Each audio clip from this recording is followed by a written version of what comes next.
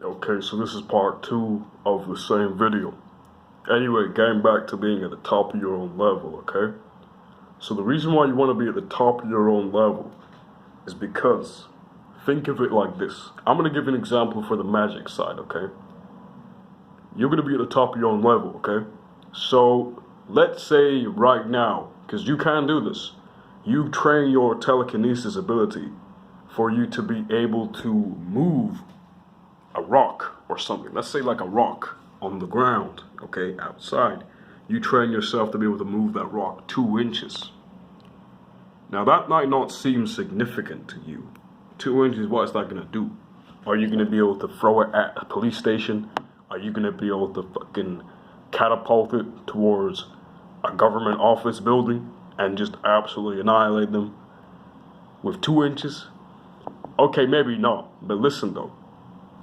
Those 2 inches, when everyone else activates more and more and more, because it is happening right now, those 2 inches will gain into 120 feet, or 20 feet, or 2 feet. They'll get stronger and higher automatically. So you will literally, those 2 inches will go a long way, okay? Does that make sense?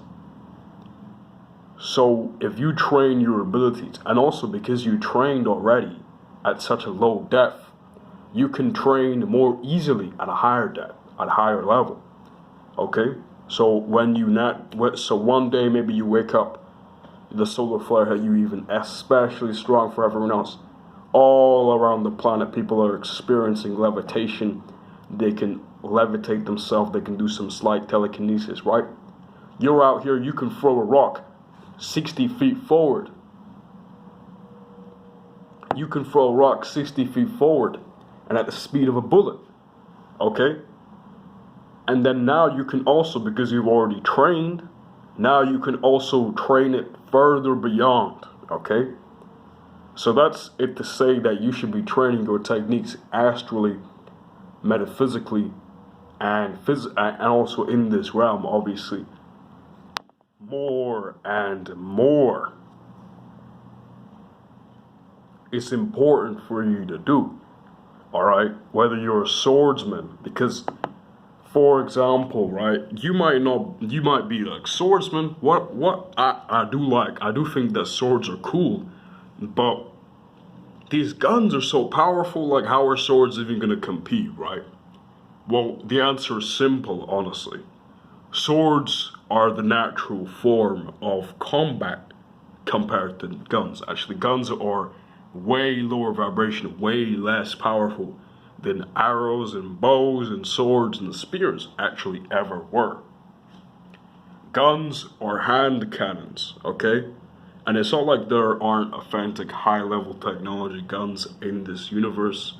Different empires, different parts of the Galactic Federation specialized in certain levels of laser cannons, etc., right? But the sword will always be more powerful because the sword, as you know, you show all these gods and goddesses within this mythology. They're using what? Swords. They're using tridents. They're using, spears, bows, and arrows, because these things, while they're enhanced by your own ki, energy, and the other enhanced by magic, they become super powerful. And once your own skill increases as well, you can do things such as cut an entire building in half with just a sword. You can shoot a bow and arrow, and that bow and arrow could level an entire city just with one fucking shot, okay? That's how powerful these weapons are, okay? So you should be training actually in these forms of thing, right? If you're a marksman, okay, you should be training your bow and arrow. You should be training your gun skills, right? Kunai, etc., right? Why do you think these kunai were made, bro? These human beings never were samurai or ninja, bro. They never were. Kunais were used as a distraction weapon, yes, but you see, when you're actually so physically fit that you can throw kunai at the speed of twice as fast as a bullet, These things weren't just a distraction weapon, okay? So think of it like that. If you're a swordsman, train your sword. If you're a brawler, right? If you naturally just feel so athletic in your life, you feel like you want to move, right? Train your movement. Meditate so you can get stronger in your own movement, right? Try to learn different intricacies within your body. Literally learn the flow within the chakra of your body.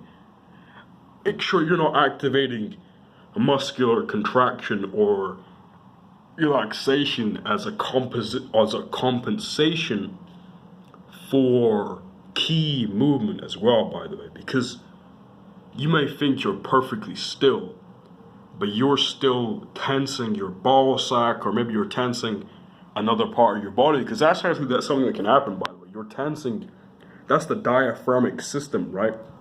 You might be tensing your diaphragm. Make sure your balls aren't moving. Make sure your stomach isn't jutting back in or moving out or anything like that when you do these spiritual, when you actually move your ki, because you might mistake a movement in your breathing system or a movement in your body, like your muscles tensing or something like that, right? You might mistake that for an action of your ki energy, especially if you haven't used it much in your body. So listen, figure out the intricacies, there's little subtleties that you can do, right? Learn, right? If you're a brawler, if you think you're athletic, right? Learn about the 8 gates from Naruto, right? That's a real thing that you can activate. That's some real thing that you can activate, right? That's a real thing you can learn about activating and producing. Learn about haki, armament haki from One Piece, okay? These are real things that you can activate right now. These are real systems of power and energy production that you can morph your ki energy into, all right? If you're a healer, learn about healing, Reiki healing, right? Even though, I mean, that might not be the best form of healing, right? Produce your own form of healing.